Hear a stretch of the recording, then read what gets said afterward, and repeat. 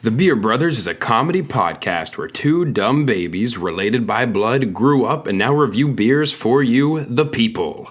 You can drink along if you'd like, but maybe don't do it in your car on the way to work. Drink responsibly. At home. In the dark.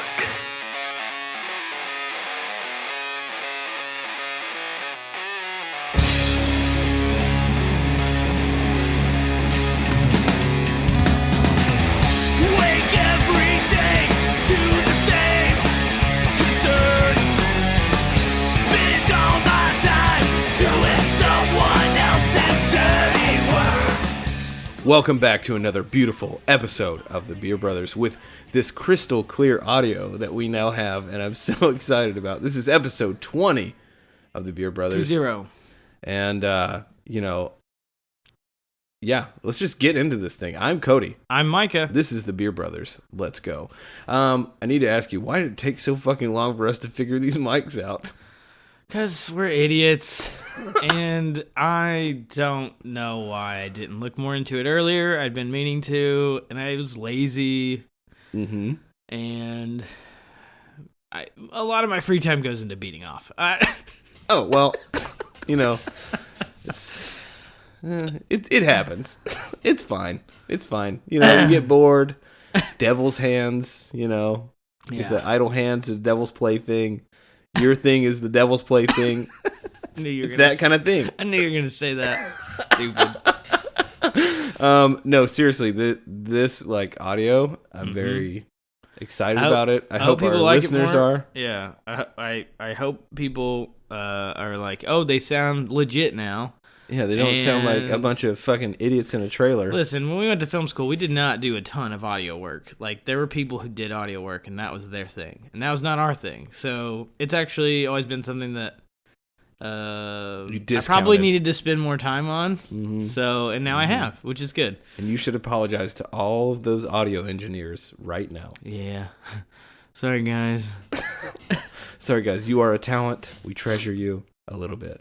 Okay, you want to get into this first beer? Yeah, let's just jump on in. Our first beer of the day is from Revolution Brewing, and it is their Freedom of Speech Session Sour, and it is with peaches in it, so speech is spelt like peach. Yeah, it's a play on words there. Yeah, it's fun. If you're on our Instagram, you will see that. Words are fun. Freedom of Speech is naturally soured in the brew kettle and fermented out dry with a lower alcohol level. Our easy drinking session sour demonstrates a clean tartness, balanced out by an assembly of ripe peach flavor. Exercise your right to refreshment. The ABV here is 4.5%, and our bitterness is 7 IBUs. Okay.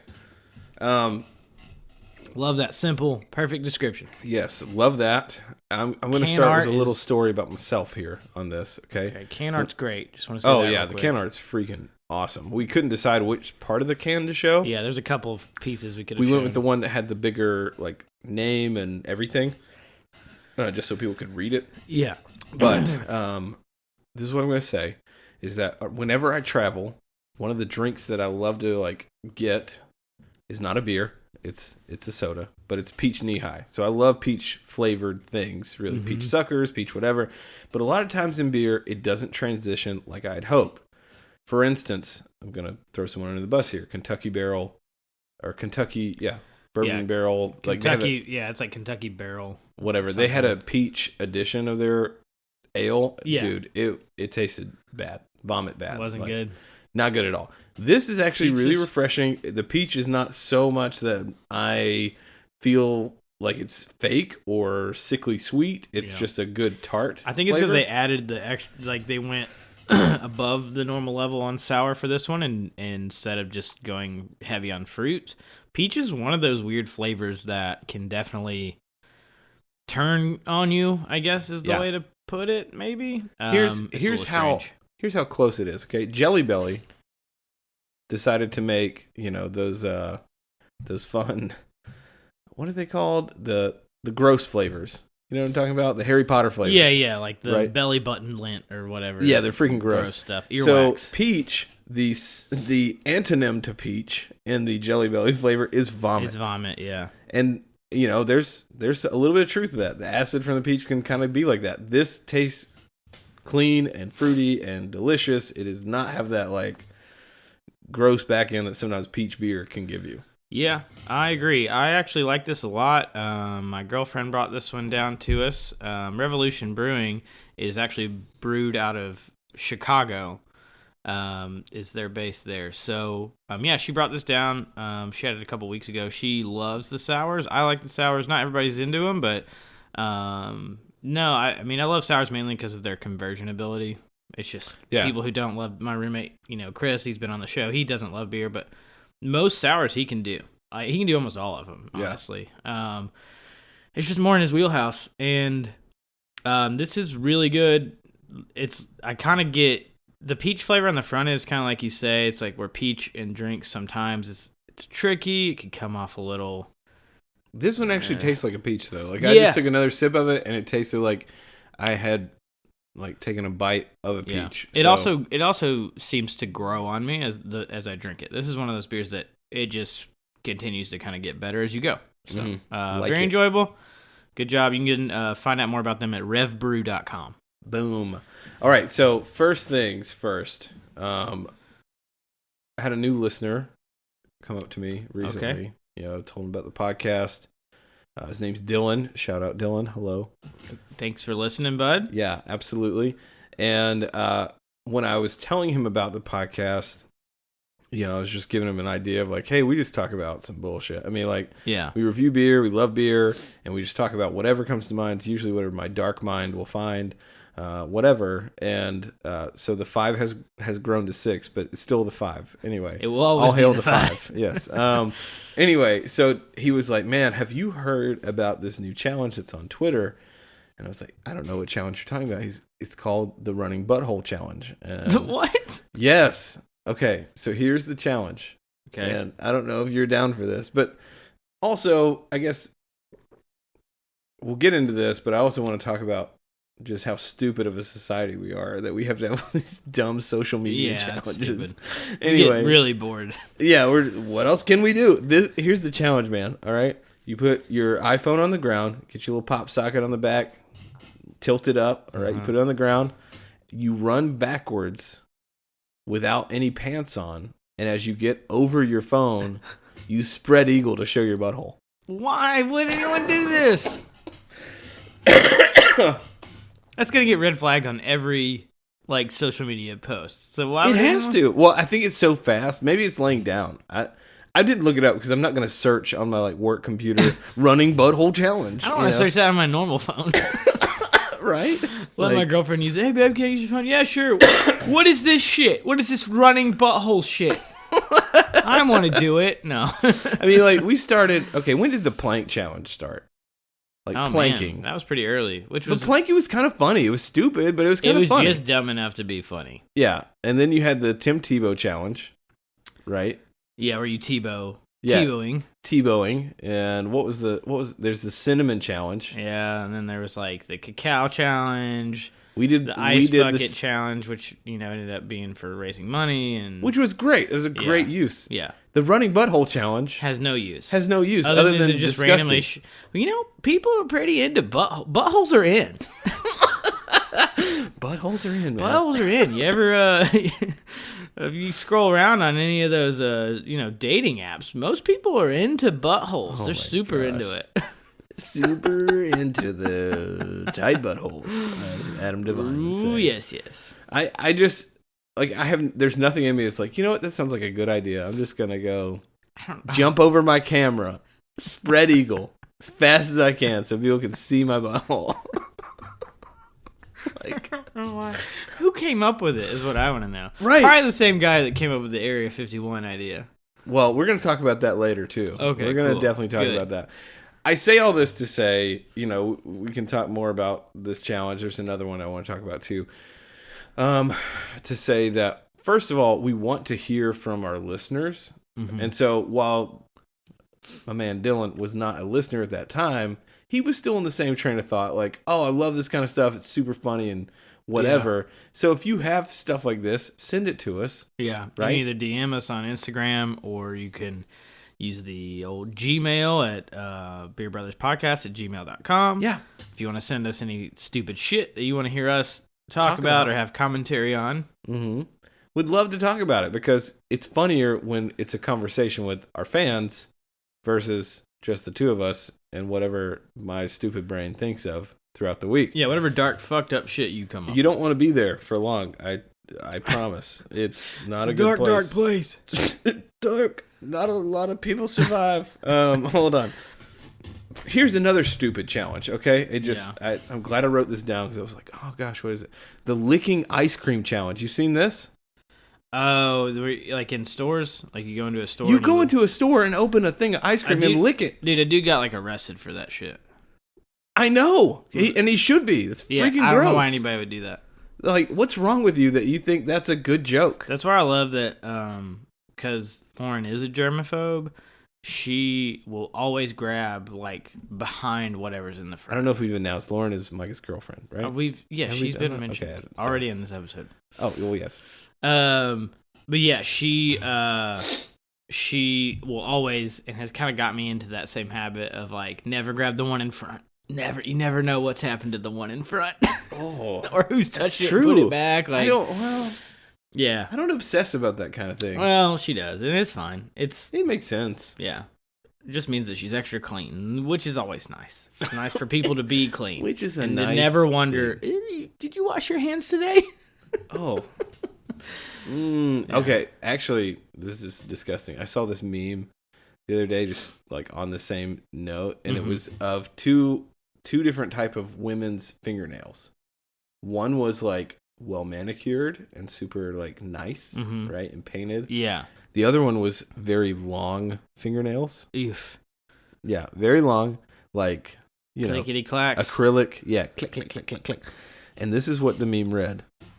On the first one, it was well manicured, or whatever it said, clean. The other one said, still poopy.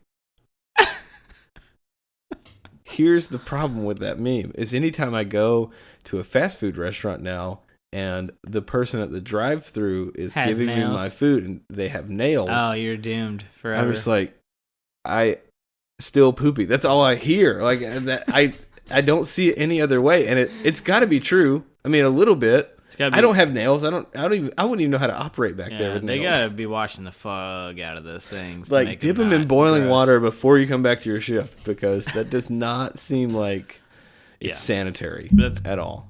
Oops, sorry. A little fix. Okay. No, that's absolutely disgusting. Yeah. Like, I've always thought that's like kind of gross. Like, do they scratch their butthole with those? Oh, I've never thought about it. I've never thought about it. I always think about it. And the problem is that everything has an ounce of truth to it. So whoever made that might have been their truth, but it's definitely some other people's too. It's true somewhere. And even if it's 1% true, I'm not taking that risk. So if you go to the drive-thru and someone has that and they give you your food, or you're just like, take it back. I need a new person. Like right now. Well, if they're the one just handing you like the bag, that's probably not too bad. If they're the one prepping the food, that's where I would be a little more worried. Oh yeah. And like they have to wear gloves. So I'm sure the person with the nails is probably. They should do they make gloves with extended nails? No. It's like Magnum condoms. They have to poke their nails like through it like Wolverine. Oh, then that defeats the whole purpose. Yep. Those are just the poop scoopers. That's all it is. Freaking gross, man. Yeah, is that it? Is that your challenges? That's it for now. Okay, good. Let's move on. Okay, we're back with our beer. Let's go with this. The NOLA Brewing Company's Blonde Ale. This is from their can. It says, we created our flagship beer with New Orleans in mind. NOLA Blonde is a well-balanced, full-flavored ale brewed for year-round versatility. So whether you're grabbing a sixer to take to a crawfish boil or cracking one open on your own front porch, NOLA Blonde is always the right choice. Yeah. First sips of this thing, it's just simple, clean, kind of crackery. And yeah, very crackery, which would go great with a crawfish boil. Yeah, to be honest with you, that makes and sense. Oysters and hot sauce and all the stuff. Yeah, all the sort of New Orleans delicacies that you would normally get. Yeah, that it Yeah, definitely. It's easy drinking. I mean, this is like America beer right here. Yeah, for sure. Not weak American beer, but good, flavorful American beer. Like yes, simple, classic American sort of lager-esque. Yeah, I really like it. It's got a great. It's really hazy. It's a beautiful kind of golden, like dark golden color. But yeah, a little hazier than I thought it would be. It's kind of it's a full flavored, full bodied beer for the most seriously, part. the cracker like back into it. Like I think about eating oysters, which by the way, I just ate like raw oysters for the first time in my life. Yeah, not long ago, which I realized is just like sushi, like spicy crunchy shrimp with this. Gotta be fried for Micah. Well, no, I mean, kidding. like I said, I like the crab meat ones. It's usually not real crab. It's like crab sticks. Sometimes there's imitation crab, but some of them do have like real crab. Oh, okay. Well, either way, this is a great like seafood-ish beer. Enough about the seafood. Let's get to the beer. Yeah, let's get back to the beer, guys. Anyway, no, it's. I had somebody tell me they were like, I really like beers that have like kind of the cracker bread backside of the beer that's super malty. They love just that kind of weedy smooth. malt. Yeah, okay. This is one of those. So if you like that kind of beer, this is one for you to pick up for Gotcha. sure. That makes a ton of sense. All right, you ready? So how do you feel? First of all, for those of you that don't know where we live in a town or grew up in a town called Hendersonville, which is where Johnny Cash is from, and Taylor Swift. Just outside of Nashville. Just outside of the Nash Vegas. And actually, anytime someone asks where I'm from, I don't say Hendersonville. I say Nashville because it's just easier. It's like 10 minutes north. Yeah, I mean, I actually live in the city now, so it's a little easier. But I used to do the same thing. But anyway, one of the gas stations that we didn't maybe go to all the time, it was right next to our high school, sold the winning lotto ticket for $198 million. Was that Worsham's? Is that what it was called? Worsham's in Hendersonville. Holy shit. Yeah, 198 million bones somebody bought over there. Did they? For $1? Is that person like revealed themselves yet? Because I think in Tennessee you legally have to. Yeah, you can't be anonymous here, so Fucking you have hate to. that. That's such bullshit. Isn't that dumb? So we're gonna talk about some things about this. Yeah, they're smart to wait. Like you got 6 months to turn this thing in. I'd be waiting up till 5 months because by then people mostly forget. And then when you do it, they like, oh, the person finally came forward, but most people are not paying attention anymore. See, and that's what I want to talk about. Is like, first of all, what the hell do you do when you figure out you've won $198 million? What's your first step? I fucking just get rid of everything I have. I get rid of all my phones, computers, anything that has me in contact with other people. I'm burning it. I'm putting it in a trash can, dumping gasoline on it, and lighting a fire because I don't want anyone to be able to contact me about the shit. I'm deleting all my social media. I'm just going off the fucking grid the second I find out I have this money. Yeah. Because there will be people trying to. Have you seen like those shows about like nightmare stories about people winning the lottery? It's crazy. I don't think I've known. I've never met anyone who's won the lottery. I have not either. But I don't think anyone has like ever won the lottery and it been like life is great now, like ever. Yeah, I mean, I think it could be if you're smart with it. Take the lump sum, put some money away. You always take the lump sum because of like inflation. Yeah, because of inflation of the dollar. You always take the lump sum. It seems like less now. It's actually less later if you do it over the 30-year time frame or whatever. Just take it. Just put it into several bank accounts, several banks, savings accounts. Save some hard cash away somewhere. Like just split that shit up everywhere. Invest it into real estate. Like you just spread that shit out, and then you take what's left that you haven't like either helped out. I'm sure like most people I feel like want to help out friends or family. You help a couple people out. You take anything that's left and you just like put yourself on some sort of plan that is like, I'm only allowed to spend this much money a year forever. So I've got a couple of agreements with some friends that if something like this ever happened, that we would do certain things. Yeah. It'd be like, I'll give you $1 million. Just give it to you. Like, here it is. Nice. But there's not many of those people. It's like a small handful. Could be someone you know, though. One of your friends might have won this and they're just laying low. Jimmy, if you won this, you motherfucker. You son of a bitch. We had an agreement. Another one is like, I'll buy you a new car. You know, like If I hit that, I'll buy you a new car. Yeah. You know, it's not tons of things, I would but pay it's off just people's like student debt. I think you got to have these conversations before you win. Yes. You know, like Yes. well before, just because then you're not rich when you have the conversation, and it's like, hey, remember when we said I would win this? We would do that. One thing that I would do, because I've already figured out that it's really bad for me to not work. Like I have to have work. You'd have to be working. My body has to do something. My mind has to have somewhere to go. Is I would be a bag boy at Kroger, probably for the rest of my life. You know why? Because that job is bullshit. It is bullshit. No. I would be putting every like people bought 2 jugs of milk. I'd put that in the same bag. Bill.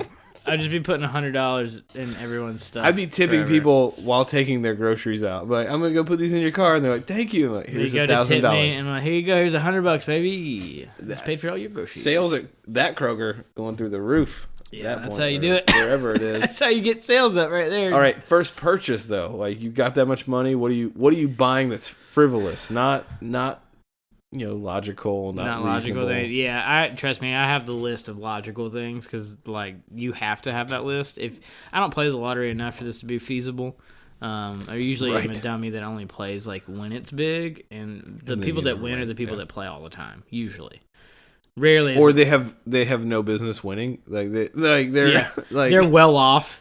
They're like fine. No, there was like a fucking 19-year-old kid that won the last big one in Florida. Any of the nightmare stories are always somebody that's like, I was addicted to heroin. Oh, and fuck yeah. Yeah, and I just decided to buy a lotto ticket, and then they buy one, and then they've been making bad choices their whole life, and now they have all the money in the world to make all the bad choices. Yep. Okay, so my first purchase, my first big purchase, I think would be a car and a house. I would just immediately go drop a shit ton of money. We're talking frivolous. What? Frivolous. Who wouldn't go pay off their house and their car if they're adults? Oh, okay. You mean like some most expensive? Yeah, I'm gonna go buy a Blues Brothers statue to put in my living room. See, that's how those people lose all their money. That's what I'm talking about. Like, just give me something wild. Okay. I would. I'm putting a fucking Taco Bell in my living room. In my own home, yes. I'm hiring a full staff of Taco Bell Cantina for my own home. Sounds great. Yeah. Baja Blast water slide. The resort isn't gonna do it. I'm gonna fucking do it. Pieces of shit. I would 100%. I don't know about 100%. I'm just riffing here. I would go full on Dunstan.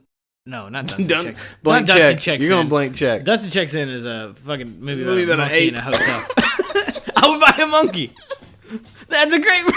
I love it. Let's get my movie things up. And then I would blank check the shit out of it. I would get a dude to drive me around in a limo that's like a John Candy lookalike, because that's basically what the actor in that movie was. They didn't want to pay John Candy. Yeah, they didn't want to pay the real John Candy, so they got a guy who's kind of like a combination of Louis Anderson and John Candy. Yeah. To do this role. That's a perfect description of that guy. I'm pretty good at that. So yeah, they got this guy I'll get this guy to just drive me around in a limo all day and stop me at random places and be like, yeah, I'm going to buy this fucking bouncy castle and we're going to box inside of it for fun. I'm going to put a go-kart track in your backyard. Or I'll do Richie Rich type shit and like invite people over for crazy festivities. Like, hey, we're going to catapult things through the air for no reason because I can now. That's great. Yeah. Let's put a carcass on the catapult. I'm going to sit on one side of the Cumberland River, and I'm going to launch a bag of cash into Nashville, this giant catapult, and watch the mayhem.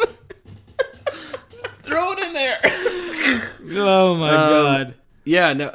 So it also leads to the question, do you think because of our age and when Blank Check came out, that also aided in the crazy, like, purchases, like you're super rich, so this is what you do now?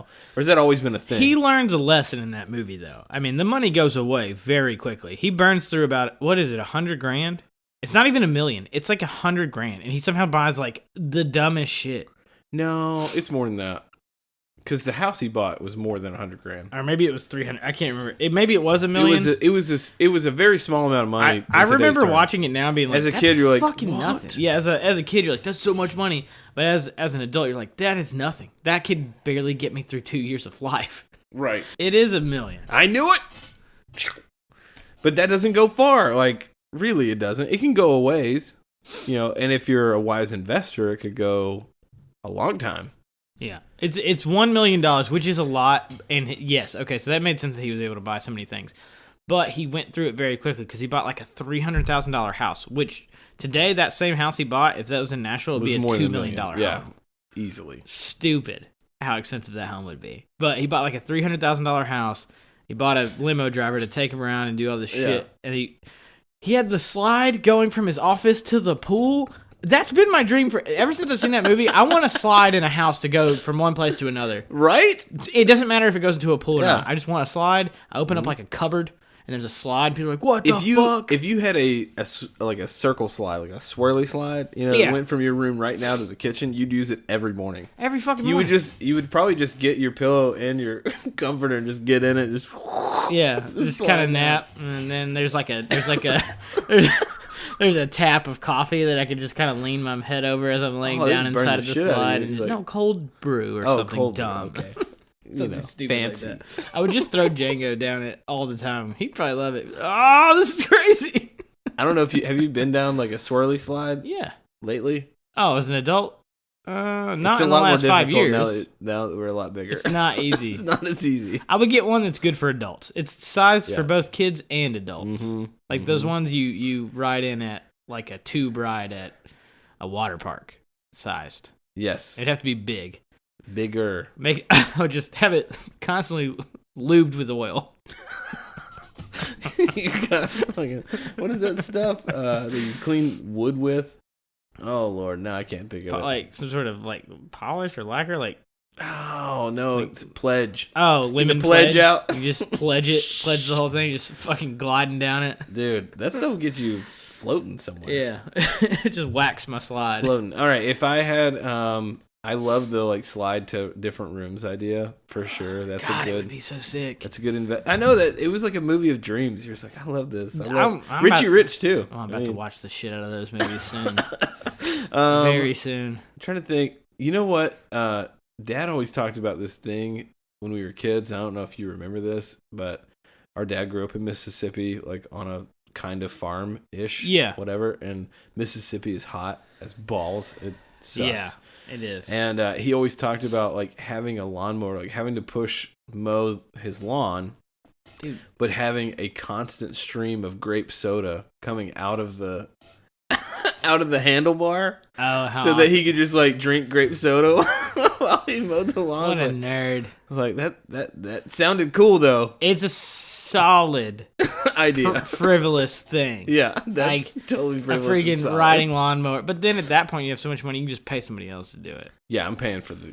I'm never doing. That's the adult thing. Everyone else is doing things for me forever. Everyone else. Trying to think if there's anything else that's just like, nah, I'm getting that for sure. 100% buy a boat.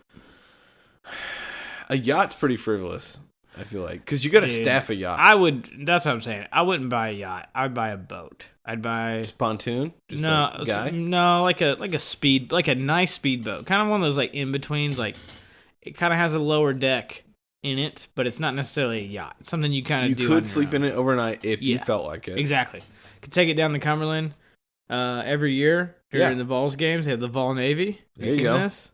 Yeah. Yeah, and the people ride their boats down the Cumberland and park up right outside the stadium and basically tailgate on their boats, and it's just a bunch of people on boats. And then they've got it's incredible. They've got like direct TV or satellite. I would 100% do that. Yeah, that's actually and they're so close to the stadium they could literally just walk to the game. They probably have like box seats at that point. Our next beer is from Country Boy Brewing out of Lexington, Kentucky. We are reviewing their Nacho Bait Habanero Blonde Ale. Their description says, this beer is sneaky. You think you know it well, but don't let the first taste fool you. Ale brewed with habaneros, Nacho Bait will leave you feeling the burn and wanting more. Just so you know, this, from what we gathered, because I think this beer is either so new that it's not on their website, or maybe it's just like a seasonal, they're just trying it out. Yeah. What I've gathered is this is a lot like their Cougar Bait, which is their American Blonde Ale, and they've incorporated habaneros into the brewing process. Yeah. And It's amazing. Yeah. We're not 100% sure what the ABV is because it's not listed on the can. I think Beer 4.9 Advocate said, is about what we ran Beer Advocate into. said 4.9, but I'm kind of like, well, where did you find that information? Because I'm not finding it easily, you Yeah. know? The Cougar Bait is normally 4.5, so it's going to be in that range. It's going to be a session ale. Either way, we're under 5%. This is a beautiful blonde-looking color, so I would assume you're right. It's their Cougar Bait Blonde Ale made with habanero spices. Yes. It's a spicy little boy. Oh, you're going to sip it, and then the back of your throat, it's just going to freaking, like, light on fire real quick. It's not that bad. Okay, not super Don't fire. exaggerate. Like a little smoke. You a little smoke on the backside. You're like, Yes. Like, my lips are tingling with a little spice. The back of my throat's tingling with a little bit of spice. But I'm not overwhelmed by the spice. This is a great sipping beer because Dude, I you're love not... You definitely wouldn't want to chug this because there's no point in chugging a spicy beer. This is a great sipping beer because I drink a sip and I'm fine with waiting a little bit and then drinking another sip to get more of that spice back. It's fantastic. This is one of the better spicy beers I've had. I haven't had a ton of them. I've done some with like chili pepper in the bottom. Like there's a chili pepper actually in the bottom of the okay. beer bottle. I've done a couple different ones that are pretty good, but I love the subtleness of the spice on this one. It does not overwhelm you. Like you hit it and you're like, oh, that's spicy. That's legitimately physically spicy. It's not just the flavor of spice. It's actually hot. Yeah. On like your tongue and stuff, but it does not overwhelm you at all. It's fantastic. I know this may be counterintuitive, but I feel like if I was eating just like some tacos, this beer would go great with that. It would probably make everything spicier. Well, if you didn't have spicy tacos, it was just like normal. Like these are just good, like some carnitas. You know, add some like chips and guac, and this. Yeah. Oh man, this is. Yeah. So good. It's perfect. This is a great beer. Yeah. This is really, really good. Really, really good. I'm kind of and I haven't even had a lot of it, but I really am enjoying the experience so far. So I'm gonna enjoy this throughout. I really don't want to waste this one. It's a sipping beer because it is beer. spicy. It makes you hesitant to like just want to get through it. Yep. You're just like, I like the flavor of it. I like the burn a little bit. Yeah. And so if you like spicy foods and you see nacho bait somewhere in your supermarket or in a liquor store, wherever you buy beer from, pick it up because this stuff is tasty. So they're based out of Kentucky. What's their website? Countryboybrewing.com. Countryboybrewing.com. Check them out. This is really I think I've had Cougar Bait before. It's pretty good. We should probably get that on the show at some other time to have that comparison. Yeah. But yeah, no, this is honestly, if you've never tried a spicy beer, this might be a good place to start because it's not overwhelming. It's like a classic lager with these spicy hints in there. If you like spicy food, you would probably definitely like this beer, but like I said, it's not overwhelming at all. It's fantastic. Yeah, the habanero is probably intimidating because you're just like, oh, habanero. Like one time I paid a guy in high school $5 to eat a habanero in the middle of class. That didn't end well. He left screaming. But You're a dick. No, he wanted $5. I said, dude, eat this. I'll give you $5. And I was like, you can even have a Mountain Dew because I knew it was gonna. He chomped it. I wouldn't expect him to like. I was fine with just a bite, nibble. like a nibble of it, and he like went the whole thing in into one. the stem, dude. So don't be intimidated by the habanero, description. It does have habanero flavor, which I always feel is like it's not a lot. It's not a lot. It's subtle, but it's really, really, really good, and it does burn a little. You're getting more of the little bite. More than anything, I'm getting more of the physical, like spice on my tongue and my throat and my lips than I am getting the flavor of spice on this. I'm getting a lot more ale taste than I am spice. You know what I mean? So good. I don't know if that makes sense, but I don't know. It's I don't good. know anything. It's freaking great. It's good though. Yeah, that's all I know. I was at this dinner yesterday, and they're just like talking about things that freak people out, like description wise. Yeah. And it was a cook off, and I knew I wasn't gonna win. It was like a barbecue cook off, and I thought I'm just gonna make something to throw into it, and it was basically a stuffed jalapeno. Nice. So it was jalapeno cut in half, put a little cream cheese cheddar mixture inside, some bit of pork sausage, wrapped the whole thing in bacon. Covered it in like dry rub seasoning, smoked it for a couple hours. Okay. Nice. Yeah. Then at the end, put some barbecue sauce on it. I was like, I'm just going to call these armadillo eggs. All right. And if somebody was picking them up because they didn't know what the fuck they were because they're wrapped in bacon and they're called armadillo eggs, like, there's not any testicles in these, are there? I was like, no. Why would you ask that question? I mean, Rocky Mountain oysters are bull testicles. Okay. It's fair. It's fair. Sure. I was like, no, there's nothing weird. They're good.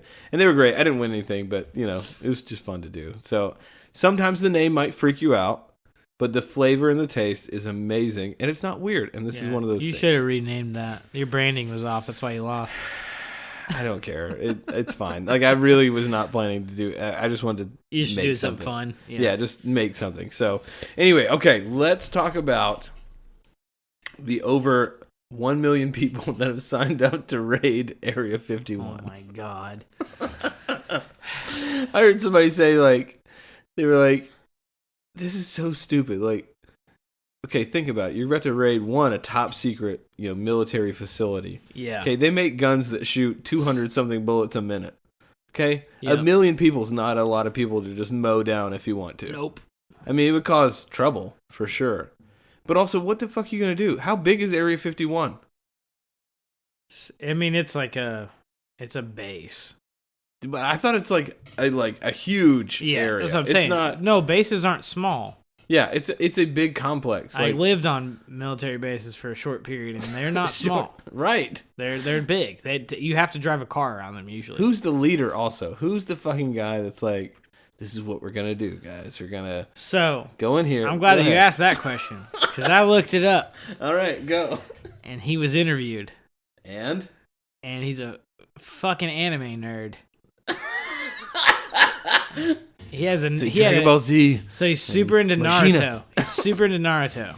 Okay. And he had a Naruto headband on in this interview. Mm. The whole thing is a joke, okay? Let's be honest. No one is going to actually go raid Area 51. No. You will all die. I was, and listen, this isn't something I say lightly. Yep. I was in the military, and I had a top secret clearance. That's all I'm allowed to say.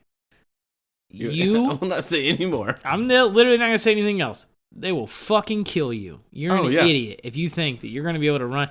And there's like jokes, but that's why one of the running jokes was, if we Naruto run, we will be faster than their bullets. Because that was him that said this. It's a joke. The whole thing's a joke. Just to back up, a Naruto run is where, if It's you've ever an seen anime run. anything anime, Japanese anime, it's where they run, but they run with like their arms back and their head forward. Yeah, and they run for it's like you're trying to make yourself aerodynamic, except for that's not how running works. And usually there's blades, like they've got like 2 blades like in each hand or they just make their whatever. arms to look like blades. They list like straight airplane run. And the only aerodynamics. exclamation they have is ha! Right. That's the running noise. I do watch animes, okay? I like them. They're fun. Yeah, you They're fucking fun. anime nerd. They're ridiculous. I'm not a huge anime nerd. I do like to watch animes from time to time. That's like my Sunday morning thing is to watch a couple animes and eat breakfast. All right. Guilty pleasure. And I have some friends that are much bigger anime fans than I got the am. I just headbands. kind of watch it, casually. Mm-hmm. But it is a staple of the genre, the Naruto run, and it is funny. The whole thing is hilarious, but it is even funnier once I've literally watched the interview yesterday of this fucking guy, and he is just a huge nerd. Like, he's a huge nerd in the best way. I love that it's like this super nerdy dude that probably loves going to like Comic-Con and all these like anime cons. He probably dresses up like this all the time. He's dressed up as a Naruto character in the interview, like a news interview. And I News love Channel it. 5. Dude, keep doing your thing, man. You're making this a great country to live in. Here's what I would love, okay? And I know we're not at the point where we have like, thousands and whatever people listening to the show, and that's fine. But if you're listening to this show, okay, if you could just do me a favor and we're going to do a Naruto challenge, all right? What? Yeah, we already talked about stupid challenges. Naruto. There you go. I want to say it the other way. Naruto challenge, which is I don't know. I want you to make a video on Instagram of you running in the Naruto way. Just like lay your camera on the ground. And then you show And your you just- butthole. Yeah. You Naruto run, and then you quickly flash your butthole real fast. No, don't do that. And just all I want is a picture of the sky, okay, Yeah. and then to hear you from a distance going, like that across in a Naruto style, and then you just hashtag it, hashtag Naruto, hashtag Beer Brothers, and then we're There good. you go. That'd be great. That'd be fucking- No one's gonna do this. No, they're not. No. This All is- hail the 5. You can do it, guys. Yeah. Give us 5 Come videos on. of that. We'll be super Please. pumped. Oh, the 5 man. of us. God, like I don't understand the secrecy though. Like if aliens are there, There's no aliens there. It's just like then what are they fucking hiding? Why is it the, so the top alien secret? stuff. Okay, listen, the alien stuff is like it's a thing that kind of got propagated by pop culture in the 80s. Like that's where in the 70s, that's where it all comes from. Most of the stuff that people imagine are there. They're not real. They're things that came out of movies and fucking TV shows and stuff. It's not something that somebody publicly came out and was like, "There's fucking aliens there." It's just that it is so top secret there because of the things that they work on. My guess. And like I said, I had top secret clearance. No one told me what was happening in Area 51, and I had that clearance. My guess, it's probably a lot of weapon system shit. So That's just how they are. okay, from your top secret clearance stuff. Okay, I'm not asking you to I'm divulge. very limited on what I am. I know. I'm not legally. going to ask you to divulge information because Okay. I don't need the FBI showing up at the Beer Brothers, and being like, "Get the fuck out of here! We're gonna cut your dick off," Yeah. or something. Why hide things? I think it's more of like a. I think there are some things that they feel like only certain people should need. It's a need to know thing. It's like this is on a need to know basis, and they're kind of right. There's some stuff that like most of Americans don't need to be divulged with half of the information the military knows, and a lot of it has more to do with less to do with like just the public knowledge of things, and more to do with like if everyone knows this and people just have access to this information, then our enemies have access to this information. Ooh. That's what it is. That's why when you have top secret clearance, that's why I probably shouldn't even say that I had it at one point. Like that's how sensitive it is. Mike is gonna be tortured next week. I'm gonna. Oh my god. And I'm gonna go. I had blah blah blah, and I'm beep it all out. Yeah. No, but like that's why there are top secret. There are different clearance levels. More than anything, it has to do with like your ability, your type of secrecy, like the things you're keeping safe and the things that you're keeping secret is to protect the normal people in America. Because if our enemies don't know this, then we don't have those weaknesses showing. Well, you know what's funny is like I think about Chernobyl. Okay, so the whole series on Chernobyl has earned huge just ratings. And actually, I had an awkward instance while I was in Miami where I went into a store and the lady was Russian. Okay. And, you know, she lives in America at this point. So I'm thinking, like, you live here, like, no, like you're one of us or whatever, but like, you're obviously here, you know? Yes. And I remember saying, like, oh, have you watched Chernobyl? And dude, it was like, like a switch went off in her brain. Like, what do you mean? She didn't want to talk about it. I was like, Why would you ask her that? Well, I don't know, because fucking it's Russia. Sometimes. I want to know what they think about Chernobyl as a people. Like, what do they think? Then you ask a.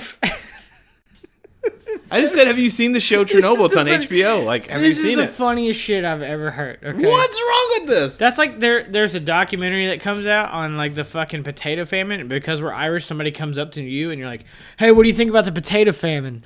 I'd be like, it fucking sucked. I wasn't a part of it. I mean, I would answer. But does that not seem weird for someone to ask you that just because they knew you were Irish? Oh, yeah. Yeah, you I'm fucked sorry. up, dude. Sorry, lady in the store. You ask that of like friends that are Russian that you know that I trust just- you. I You don't didn't ask that to the ask- random okay. lady in the grocery I store. misspoke. I asked, had she seen the show Chernobyl on HBO? Even then, It's though, still weird. It's Yeah. still a It's weird still weird. question. Like, hey, I don't really know you, but have you seen this thing that's like kind of fucked up about your country? Have you seen that thing? Yeah. Like- you know what? In America, we watch a lot of those things about our own country. Like, listen, I have a good friend from the Ukraine, which obviously Yeah, is I know. Russia and Ukraine are like Yeah. right next to each other. I probably wouldn't even ask her. She probably has no clue that the show even exists because she just doesn't keep up with that stuff. And like, I probably still wouldn't ask her how she Really? feels about it. Yeah, Why? because I've actually like talked to her about her experiences from there, and it's not fun.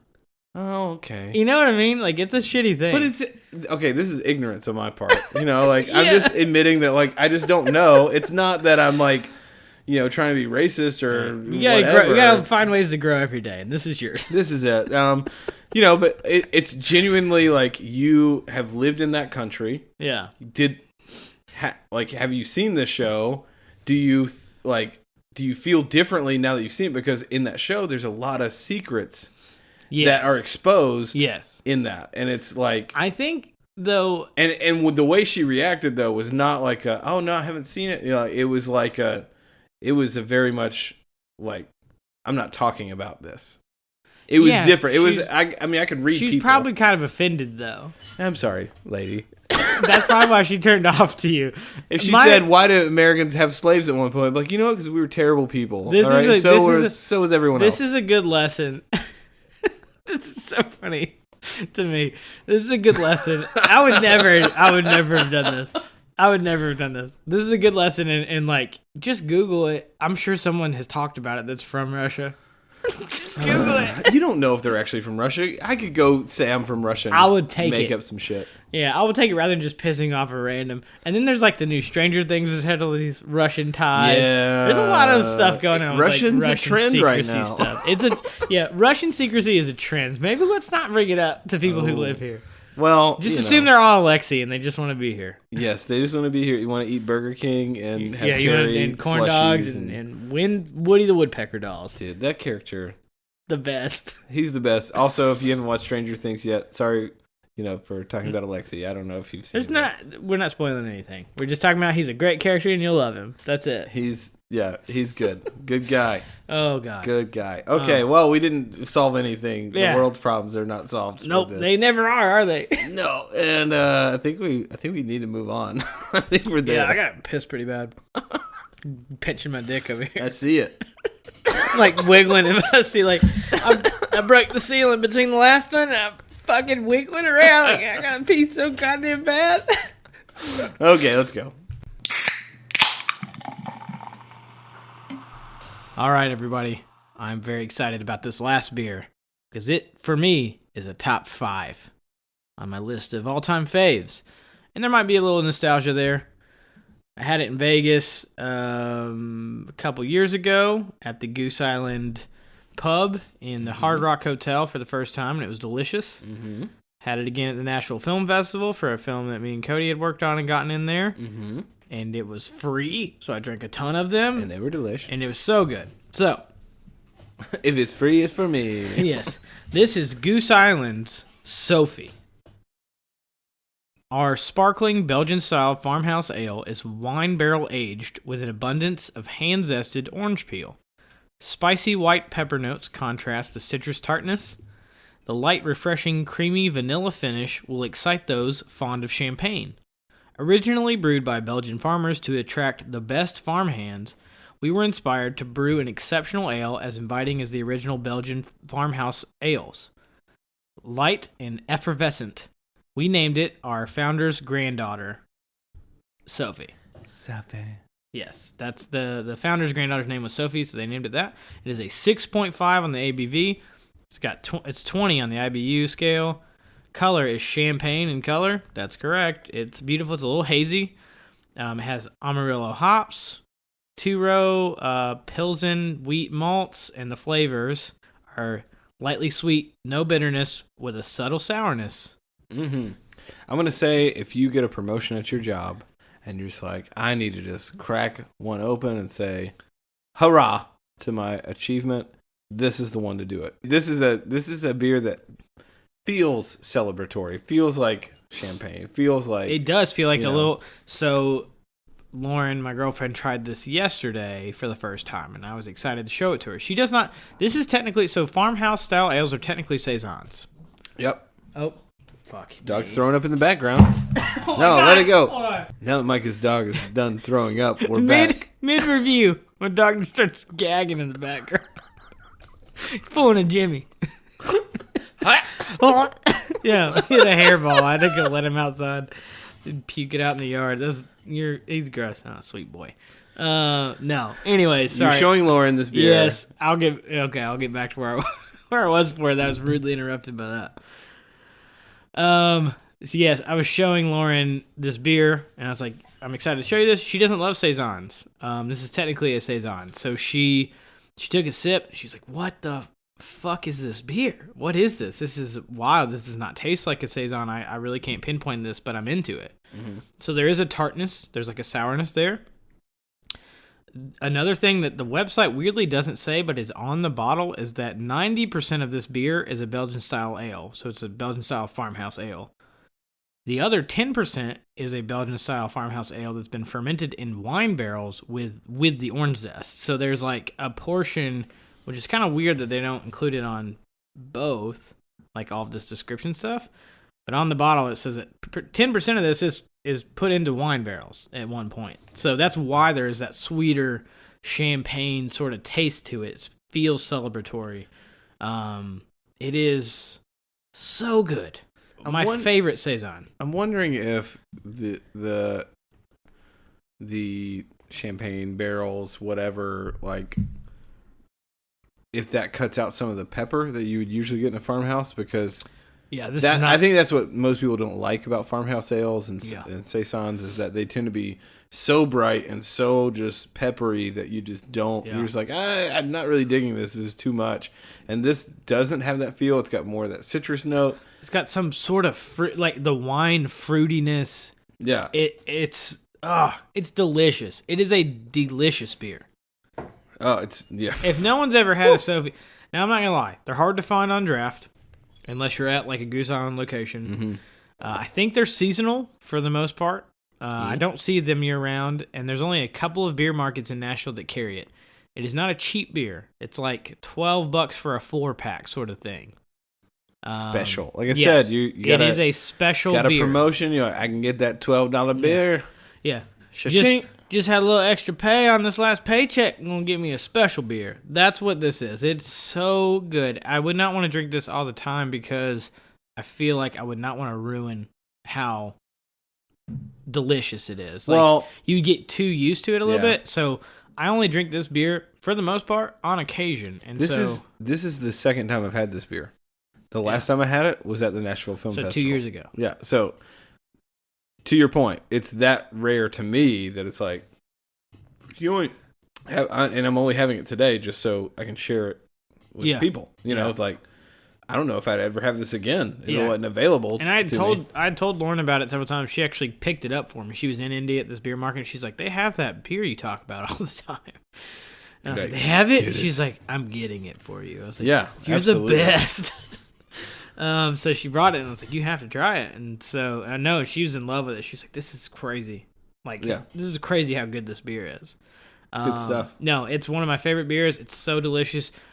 There is a fruit note that I can't even pinpoint what it is. You just know it's like, this is delicious fruit, a little tart, a little bit of champagne wine taste in there. It's orange, right? I mean, it's orange zest, but I'm saying it doesn't taste like orange. Like, I get it. There's orange zest, but the fruit notes, because of that wine element there. Oh, yeah. Okay. It throws you off, but you get the sweetness of fruit, you get the sour tartness. It has, white pepper, I think was what they said was in there, so that's, it's a lighter pepper. So usually, I think pepper, as far as like the peppers that are in saisons, usually the darker the pepper, the more peppery it tastes. So it's a lighter pepper. That's why it's not as much on the forefront as other saisons that you taste. This will always be one of my top 5s for me. It's so delicious. When I have it, I'm very excited about it. I don't drink it often, but when I do, it's kind of a special occasion beer for me. It's on top the mountain. That's all right, true. So speaking of the mountain and good old Rocky Top, let's talk about some beer sales in the new SEC world. The NCAA has allowed beer sales for a minute, but it's just now recent that the SEC... college life. SEC's been against it for a minute, which is weird. No, it's not. It's the South. Listen, there are elements of weirdness, and it makes sense all at the same time. There's both. That's what I was about to get to. The religious factor of, like, the fact that there are still dry counties in parts of Tennessee is why the South like the SEC Southeastern Conference has not had a lot of beer sales in stadiums. But it's also crazy because the South is known for loving alcohol. We literally invented moonshine, which is 100% grain alcohol that you can drink. You know what's great? Hold on, let's just touch on this for a second because, the SEC is the last to do it. Yeah. Also, we invented moonshine, which moonshine is like a huge bootlegger thing, which is like against the grain of law. Also, like, yeah, and it was invented because it was a big thing during Prohibition. That's what I'm saying. Like it's hello guys, if you haven't caught on, like people want that. Yeah, they just want it. Yeah, either way. So I think they figured this out. And one of what I like to believe, I don't know if this is actually true or not, but what I like to believe is that I feel like UT was a big part of this because a few years ago, we got to a bowl game. It was only like 7 wins, so it wasn't a ton, but it wasn't a big bowl game. But it was the Tax Slayer Bowl, which is done down in Florida in Jacksonville. And we were lucky enough to be in the Jacksonville Jaguars stadium. So, this is like their new stadium. The SEC couldn't do anything about alcohol sales because that stadium is not owned by the SEC. So, they were allowed to sell alcohol there. About 40 to 50,000 Vol fans came to that game because it had been a minute since anything good had happened in our sports history. Sure. So, a bunch of people came, and they sold out of Jack Daniels, if I remember correctly. They sold so much alcohol, and I think that the SEC... For me, I feel like that was when they were like, oh shit, we could make a lot of money for our stadiums on alcohol if we were just not stupid. People already, and I've done it, sneak alcohol into games, get hammered before the game and go into the stadium drunk, and they let you in. Just do it and make the money. It's so stupid. It's the same thing with like weed legalization. People smoke weed, just legalize it so you can make tax dollars off of it. It doesn't make sense that you wouldn't do it. There's a profit there. Colorado and all the other states that are doing it have proven it is a profitable industry. Yeah. So the SEC finally was like, oh yeah, I guess we'll allow our southern friends that love alcohol to finally drink in the stadium, which is just crazy that they have not done this before. And that's why, honestly, it's the same reason that you pay.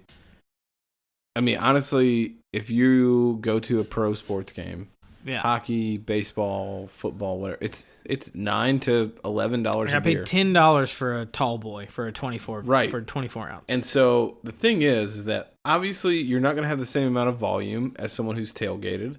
They're not going to have 17 of those, which nope. Whatever. But they might have 2 or 3 while they're in there to maintain whatever they built up. I wonder if insurance played a part, like maybe there are. But the other thing is there are also laws in the state of Tennessee so there are some laws with ABC in the state of Tennessee where you can sue a bar for selling you drinks when you probably shouldn't have had any, and something bad happens to you. They should have known to cut you off. But that's the thing with these stadiums. They could just cut you off. There's no fault in them being just like lying to you and be like, yeah, we're out of beer. If you're that drunk, you wouldn't know. Or you could just be like, hey, man, no, you've had too many. I'm not going to sell you alcohol. They can legally do that. So, yeah. And, some douchebag teenager might make a ruckus out of it, but other people are going to be like, hey, no, dude, you need to step the fuck off. This isn't happening here. Well, at least here, yeah. Yeah, at least here in the South, in Tennessee, especially in Knoxville, people are so nice in that stadium. If they see somebody being an idiot, they're going to do something. They're going to say something about it. So right. I think that all of those things considered, but the biggest thing I think for the SEC was the money. It's always the money. They had realized, we're not making as much money for these stadiums as we could. Yeah. And we should allow them to do this. Is stupid. For instance, it's fucking almost 2020 here, and we're just now selling alcohol in these things. Okay, I haven't been to Neyland Stadium. I just haven't. We gotta make that happen this year. Yeah, I'm down to make that happen. I haven't been. I actually have not been to Vanderbilt Stadium in years. That's fine. You're fine. That's a shit stadium. But the thing is that if they were selling alcohol, both of those stadiums are going to be immensely better, or should be, because the profit margins in alcohol are huge. You have to be so drunk you forget you were there to Vanderbilt up. Well, that's fine. I know. I have no personal vendetta. Everyone knows though it's the shittiest stadium. Well, here's the problem with me is that I have no loyalty to any college program because I'll I take you to didn't go. one UT game and you'll change your fucking mind. I would be down for that. That's Change what my happened to mind. me. Let's do it. That's literally what happened to me. I had no allegiance, and I went once, and I was like, This is I'm in where a I want to fucking. be. It was a. I want to be in shitty football the rest It of my was a life. religious experience. No, yeah, exactly. It didn't matter how shitty they were. It was a religious experience being in that stadium. And then I went to school there. Okay, Afterwards. well, So, I'd be fine with that because I get asked all the time by people like, "Oh, where'd you go to school?" I'm like, "I did not go to school. I didn't go to school. I'm successful with that. I went to the school of life, Yeah. Butch Jones School. Fuck you, Champions of life." dick. All right, you ready to wrap this up? I think we're at the end. I think we're at the end of the show here. Okay. Favorite beer? Let's go. I'm not going Sophie. I love it, but I'm not doing it. I'm going Country Boy Habanero. I knew you were gonna do it, which is fine because for me, don't get me wrong, I loved the Country Boy. It was good. That was a fantastic. Actually, every beer today was fantastic. They were all. Yeah, they're really. They strong. were all like kind of. It's really hard to pick one. Even the peach one was pretty fucking good. Oh yeah. The habanero was crazy good, but the Sophie is just so flavorful. And for me personally, like I said, it's top 5 for me. It's hard for me not to choose it. It's definitely my beer of the week. Yeah. The habanero comes at a very close second because I was not expecting to like that one as much as I did. It kind of caught me off guard and surprised me. Yeah. But I loved it. It was good. Here's how I feel: is that the Sophie is like I can just like pull it out of the bunch and just be over here like I like this beer a lot. Oh yeah. And it's a good one. I'll always like it. I'm never gonna not. You like kind of that. put it in its own category. Yeah, it's sort its of. own thing. I love that beer. The other 3 were new to me.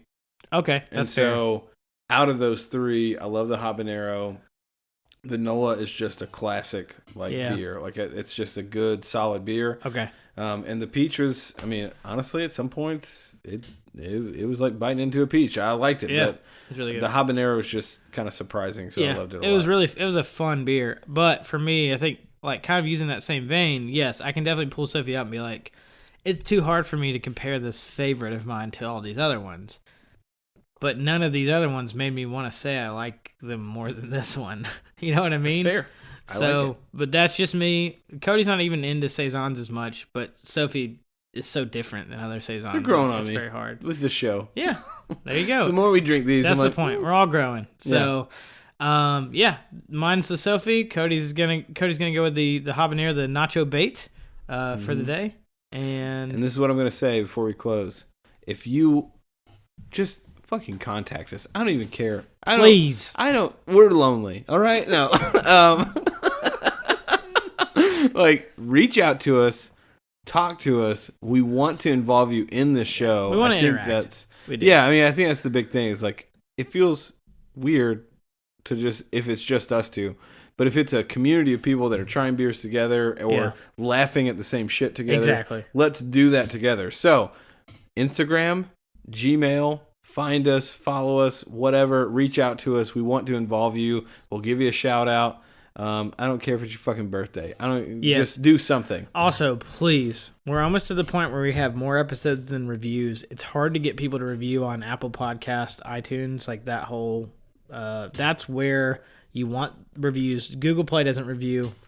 Like if we haven't gotten on Spotify, which we could, but they don't really do reviews. It's just like you like it or you don't. Right. Reviews are important. So if you're listening to the show and you want to continue to support us and you have not gone on to, if you're listening on iTunes, Apple Podcasts app, you have not gone on there, you have not given us a rating or a review, please do so. It is very important to our existence as a podcast. We have to please subscribe to us and do that.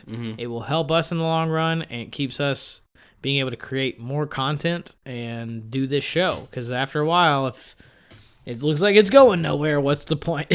So we need your help to keep this going. If you're not much for words, and you're just like, I don't like to write a review. There's literally, you can just tap however many stars, which I would prefer 5. That'd be personally. Yeah, if you want to tap 5 stars and then write a review of All Hail the 5, do it. That would be great. All Hail the 5, power to the 5, do it. Works for me. Yeah. All right, well, thanks for listening. This has been the Beer Brothers. I'm Micah. I'm Cody. See you next week. Deuce.